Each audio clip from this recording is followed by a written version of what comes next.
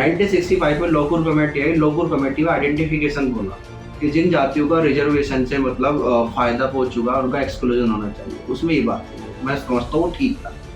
लेकिन आप ये देखो कि रिजर्वेशन भी सिर्फ कुछ ही जाति को मिला है एससी में भी। अभी भी आज तक ऐसी ऐसी जातियां हैं जिनका अभी तक कोई भी रिप्रेजेंटेशन नहीं। आपने कभी सासी कम्युनिटी का रिप्रेजेंटेशन देखा? आपने बंजारा कम्युनिटी का रिप्रेजेंटेशन देखा? नट जातियों का आपने कभी रिप्रेजेंटेशन देखा? घुमंतु जातियां जो है, जो दिल्ली से हरियाणा से राजस्थान जो घूमती रहती है, उनका कोई रिप्रेजेंटेशन नहीं। तो रिजर्वेशन को जो काम कर रहा है वो अभी भी भारत में सिर्फ कुछ ही जातियों, जो एससी में जो डोमिनेंट कास्ट है, सिर्फ उनके लिए काम कर रहा है। तो ऐसा नहीं कह सकते कि रिजर्वेशन से सबका भला हो गया, सब एससी का भला हो गया। सिर्फ उन एससी का भला हुआ है जिनकी पॉलिटिकल पावर थी। जैसे बाबू जगजीवन राम डोमिनेट कास्ट के एक लीडर थे, सबने उनको एससी का नेता माना, लेकिन उन्होंने भी अपनी जाति के लोगों का फायदा किया। वो दूसरी जाति तक उनका फायदा रिजर्वेशन का पहुंच ही नहीं पाया। उस समय उन्होंने 4th क्लास कर्मचारियों में रिजर्वेशन लागू किया, जो आज प्राइवेटाइजेशन हो गया, सब नौकरियां खत्म हो गई एससी।